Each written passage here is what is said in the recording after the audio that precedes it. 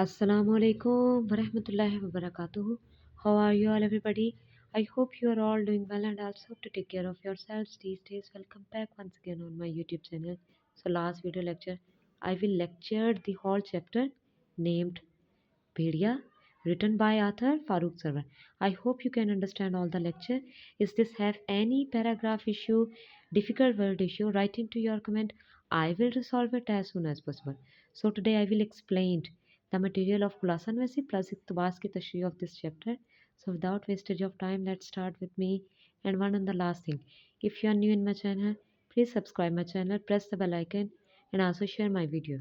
जी, खुलासा नवैसी का मवाद का आगाज़ करने से पहले जो चीज़ मैं हर सबक में आपको बताती रही हूँ ये है कि मुसन्निफ़ का नाम और सब का नाम लाज़मन लिखना है। ख्वाबा आप स्कूल के इम्तिहान में बैठे हैं, टेस्ट में बैठे हैं या बोर्ड के इम्तिहान में बैठे हुए हैं, ठीक है? वो आपसे इसके बारे में ये सब इस सवाल में ये मांगे या ना मांगे, आपने इसे लाज़मन लिखना है। अगर आप इसे लिख देंगे तो आपका 1 नंबर जो कि है वो मस्ट आपको कंपल्सरी यहाँ पर देखा जाएगा, ठीक है? तो शुरू करते हैं। मुसन्निफ़ का नाम है फ़ारूक सरवर और सब का नाम है बेड़िया, ठीक है? मवाद ये है हमारा। इस सबक में मुसन्निफ़ फ़ारूक सरवर ये बताने की कोशिश कर रहे हैं कि हर इंसान में कोई ना कोई खौफ पैदा पाया जाता है। वो कम एतमादी का भी हो सकता है, तनाव का हो सकता है, ज़हनी तनाव का हो सकता है, खौफ हो सकता है, ठीक है ना? किसी न किसी बात का। और बहुत से आज बढ़ती हुई तरक्की के बढ़ते हुए इस दौर में हर दूसरा इंसान जो कि है किसी न किसी खौफ में मुब्तला है, ठीक है? इस खौफ को ख़त्म करने के लिए फ़क़्त थोड़ा-सा हौसला दरकार होता है, ठीक है? इंसान के अंदर बहुत से खौफ का पाए जाते हैं जो कि ऊपर मैं आपको एक वाज़ह कर चुकी हूँ, ठीक है ना? खुद एतमादी का जो लोग अपने अंदरूनी खौफ का मुकाबला हिम्मत से करते हैं, उनका ये खौफ अपनी मौत आप मर जाता है, ठीक है? यानी जहाँ पर गलत हो रहा है यानी उस बात को गलत समझ के उसकी वज़ाहत करते हुए उसे गलत कहना, ठीक है? गलत चीज़ों पर हाँ ना कहना, ठीक है? और वो ज़िंदगी में आगे बढ़ जाते हैं। जबकि जो लोग अपने अंदरूनी खौफ का मुकाबला करने से कतराते हैं वो सारी ज़िंदगी इसके ग़ुलाम बनकर रहते हैं। ऐसे लोग या तो खुद ज़हनी तौर पर मौत के लिए तैयार कर लेते हैं या उनका ज़हन बिल्कुल माऊफ़ हो जाता है, ठीक है ना? ऐसे लोग जो कहते हैं कि चलो मैं ये काम नहीं करूँगा, मेरा किसने कौन-सा पसंद करना है या जो वो कहता है कि वो ज़्यादा ताकतवर है, मैं नहीं उसका मुकाबला कर सकता है। ऐसा देख के भी गलत चीज़ों को होते रहते देखना, उनको रोकना ना, ठीक है ना? ये भी इंसान के अंदर एक खौफ है, ठीक है? तो मुसन्निफ़ इस बात को क्या वाज़ह करने की कोशिश करें कि ऐसे हालात में एक इंसान को दूसरे इंसान का हौसला बनना चाहिए। जैसा कि आपको पता है अरस्तू भी कहते हैं कि इंसान माशरती हैवान है, ठीक है? और आज की इस बढ़ती हुई तरक्की में, ठीक है, हर दूसरा शख्स, हर दूसरा नौजवान, हर दूसरा बच्चा, हर दूसरा टीनेज जो कि है ज़हनी तनाव का शिकार है, खौफ का शिकार है, तो उसकी ज़िंदगी में कोई ना कोई एक इंसान ऐसा होता है, जो उसका हौसला बनता है, उसे ऐसे हालात में, ठीक है, अच्छा फ़ैसला करने की या बेहतर तलक़ीन या नसीहत करने की कोशिश करता है, ठीक है ना? जैसे कि मैं एज़ अ एजुकेशनल इन्फ्लुएंसर हूँ, मैं अपनी ही आपको मिसाल देती हूँ, ठीक है ना? अगर मैं बहुत ज़्यादा ज़हनी तनाव का शिकार हो जाती हूँ कभी-कभी, ठीक है ना? तो ऐसे हालात में मेरी वालिदा साहिबा जो हैं वो मुझे बहुत बेहतरीन तलक़ीन करती हैं, नसीहत करती हैं, मुझे बेहतर फ़ैसला करने में मेरी मदद करती हैं, ठीक है ना? तो आपकी ज़िंदगी में भी कोई ना कोई एक ऐसा इंसान होगा, उसमें शायद आपके माँ-बाप हो सकते हैं, आपके बहन-भाई हो सकते हैं, आपके रिश्तेदार हो सकते हैं या आपके असातिज़ा हो सकते हैं, ठीक हो गया? उसके अंदर ऐसे खौफ से लड़ने की हिम्मत पैदा करनी चाहिए, ठीक है? यानी इंसान को ही इंसान का दोस्त बनना चाहिए। ऐसे इंसान को छोड़ देना ही बेहतर है जो आपको बुरे हालात में ये कहे कि तुम तो गलत हो, तुम्हें ये काम नहीं करना चाहिए था, ठीक है ना? ये काम तो ऐसे हो सकता था। बहुत सी ऐसी मिसालें हर दूसरी जगह पे देखने को मिलती है ना, तब आप हमेशा बेहतरीन दोस्त का ही चुनाव करें, बेहतरीन इंसान का ही चुनाव करें, ख्वाह वो आपका दुश्मन ही क्यों ना, जो आपको एक बेहतर, ठीक है, आपको आपके खौफ के साथ लड़ने में बेहतर नसीहत दे, हमेशा उसी का ही चुनाव करें। ठीक हो गया? तो ये था हमारा खुलासे का मवाद।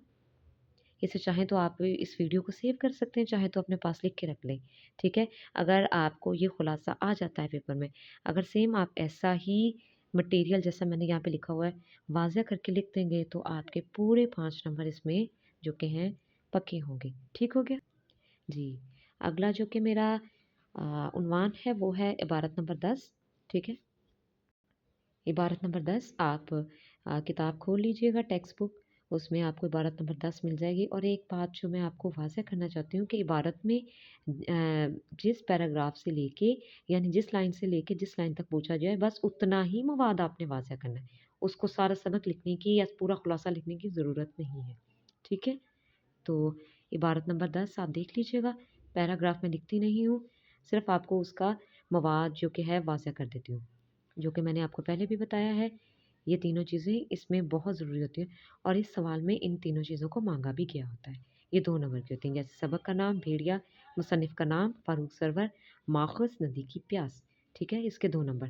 خط کشید الفاظ کے معنی مسلسل، میں نے 4 لیے ہیں، آپ چاہیں 5 لے سکتے ہیں، 6 لیں۔ مسلسل، لگاتار، خوف، ڈر، کانپنا، لرزنا یا ہلنا، بالآخر، آخر کار۔ اور اس میں ہم مفہوم کو نہیں لکھیں گے، ہم سیدھا تشریح سے شروع کریں گے۔ فاروق سرور نامور صحافی، افسانہ نگار اور قانون دان ہیں۔ میں نے ان کے تعارف سے ہی، جو کہ میں نے اپنی ویڈیو میں آپ کو واضح کیا تھا کہ مصنف کے تعارف کو لازماً شامل کریں بیچ میں، یہ بہت ضروری ہوتا ہے۔ ان کا افسانہ بھیڑیا بھی ایک علامتی افسانہ ہے۔ ٹھیک ہے؟ مصنف ایک جادوئی درخت پر پناہ لیے ہوئے ہیں۔ اس جادوئی درخت یعنی ایسا ایک تصوراتی درخت جو انہوں نے اپنے دماغ کے اندر یعنی اپنے ذہن کے اندر بنایا ہوا ہے، اور اس کے اندر وہ پناہ لیے ہوئے ہیں۔ وہاں پر انہیں دنیا کی ہر آسائش مل رہی ہے، لیکن اس کے نیچے ایک بھیڑیا کھڑا ہے، یعنی ان کا خوف، اور انہیں ڈر لگتا ہے کہ یہ بھیڑیا کبھی نہ کبھی مجھے کھا لے گا۔ تو یہ درخت واحد ایسی چیز ہے، واحد ایسی جگہ جہاں پہ میں پرسکون اور پرمحفوظ ہوں۔ درخت کے نیچے خون خوار بھیڑیا ہے، اس بھیڑیے کے خوف سے میں نیچے نہیں اتر سکتا۔ تشریح طلب عبارت میں مصنف بیان کرتے ہیں کہ میرے ساتھی نے مسلسل مجھے آوازیں دیتا ہے، جیسا کہ خلاصے میں میں آپ کو واضح کر چکی ہوں کہ آپ کی زندگی میں کوئی نہ کوئی انسان ایسا ہوتا ہے جو آپ کو ایک بہترین نصیحت، بہترین تلقین کرتا ہے۔ ویسے ہی مصنف کے جو دوست ہیں اس سے بتا رہے ہیں کہ تم پریشان نہ ہو، یہ بھیڑیا ہے، یہ تو خوف تمہارا عارضی ہے۔ ٹھیک ہے؟ اگر تم اس کا مقابلہ کر لو گے تو تم جیت جاؤ گے۔ لیکن مصنف جو کہ خوف میں ہے وہی اسی پر بیٹھا، وہ قسمیں کھاتا ہے تاکہ مجھے یقین دلا سکے کہ اگر میں نیچے اترا تو بھیڑیا میرا کچھ نہیں بگاڑ سکے گا، یعنی میں اپنے خوف کے ساتھ اگر لڑوں گا تو میں جیت جاؤں گا۔ ٹھیک ہے؟ میں اسے آسانی سے مار سکتا ہوں، لیکن مجھے اس بات پر یقین نہیں آتا۔ دراصل بعض اوقات خوف انسان پر اس قدر غالب آ جاتا ہے اور اس کے کسی کی بھی حوصلہ افزائی اور نصیحت اس پر اثر نہیں کرتی ہے۔ جیسے مصنف کا دوست ہیں، انہیں کہہ رہے ہیں کہ تم اپنے خوف کے ساتھ مقابلہ کرو، لیکن مصنف میں طاقت نہیں ہے اس سے مقابلہ کرنے کی، اور یہی عمل اس کی شکست کی وجہ بنتا ہے۔ مصنف بتاتے ہیں کہ ایسے واقعات رونما ہونے شروع ہو گئے کہ انہیں یقین ہو گیا کہ عنقریب وہ مر جائیں گے، یعنی اب ان کا خوف اس پہ اپنا خوف اس قدر طاری ہو گیا، اس قدر غالب آ گیا کہ مصنف کو یقین ہو گیا کہ اب میں مر ہی جاؤں گا۔ ٹھیک ہے؟ تو یہ ہے ہماری عبارت نمبر 10، اور یہ تھا اس کا مواد۔ ٹھیک ہے؟ خلاصے کا اور اقتباس کی تشریح کا جو کہ ہے، میں نے آپ کو مواد واضح کر دیا ہے۔ اس میں اگر آپ کو کوئی مسئلہ ہو تو آپ اپنے کمنٹ میں لکھ سکتے ہیں، میں اسے حل کرنے کی کوشش کروں گی۔ تب تک کے لیے اپنا خیال رکھیے گا۔ آج کے لیے بس اتنا ہی، اگلی ویڈیو میں ملاقات ہوگی۔ اللہ حافظ۔